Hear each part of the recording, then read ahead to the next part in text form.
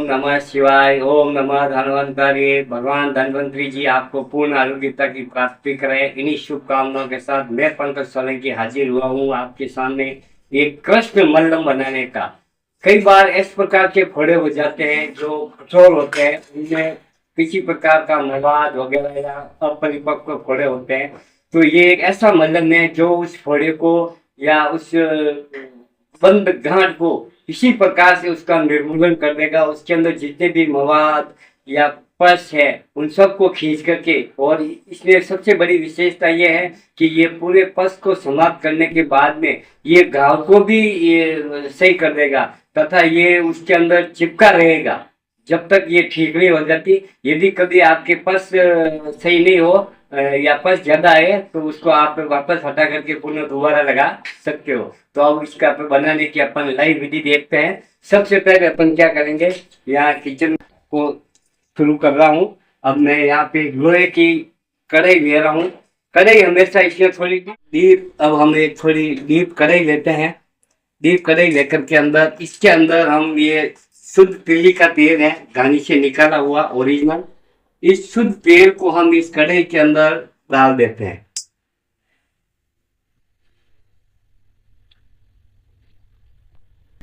ये 250 ग्राम शुद्ध तिल्ली का तेल है। इसमें किसी प्रकार की मिलावट नहीं होनी चाहिए। ये जो मलहम बनेगा ये कैसा भी आपका बदगांठ है उसको ये तुरंत पिघला करके उसके अंदर जितना भी मवाद है उसको बाहर निकाल देगा। और इस मलहम को बनने के बाद में लगाने का तरीका भी बड़ा विचित्र है। इस मलहम को लगाने के लिए आपको क्या करना है कि इस प्रकार जो सूती जो कपड़ा आता है ना मजबूत, उसके ऊपर उसको गोल काट के बीच में छेद करके इस मलहम को लगा के हल्का सा गर्म करके लगाना पड़ेगा। तो इस मलहम बनाने की आपको मैं आज लाइव विधि बता रहा हूँ, तो इसे आप देखिए।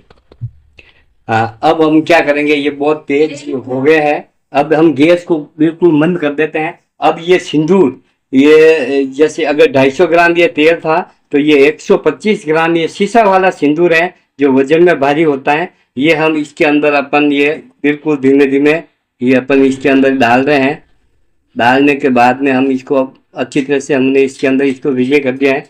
अब ये एकदम उफान की तरफ आएगा। अब इस चम्मच से इस सिंदूर को अपन हिलाएंगे और इसको तब तक हिलाते रहेंगे जब तक कि एकदम काला और ये लुआबदार ना बन जाए।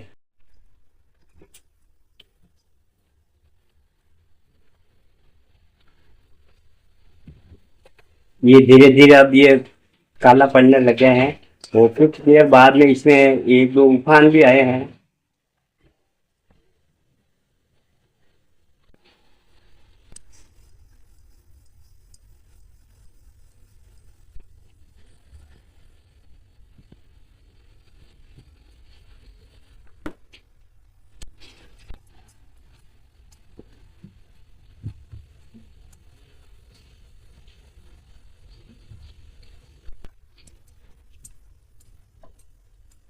थोड़ा सा CuSO4 जिसे अपन नीला छोटा भी कहते हैं, ये हम इसके अंदर डालेंगे। डालने के बाद में इसको अच्छी तरह से हिला करके जब ये थोड़ा शीत हो जाएगा उस समय हम इसको किसी प्लास्टिक के ऊपर डाल देंगे। जब ये जम जाएगा इस समय हम आपको वापस बता देंगे। ये मल्लम जब गाढ़ा हो जाए तब इसको हम किसी प्लास्टिक की पन्नी के अंदर इस प्रकार से इनको रख देंगे और फिर कुछ समय बाद में ये जम जाएगा और अंततः इस प्रकार ये कृष्ण मल्लम बनकर के अपना तैयार हो गया है।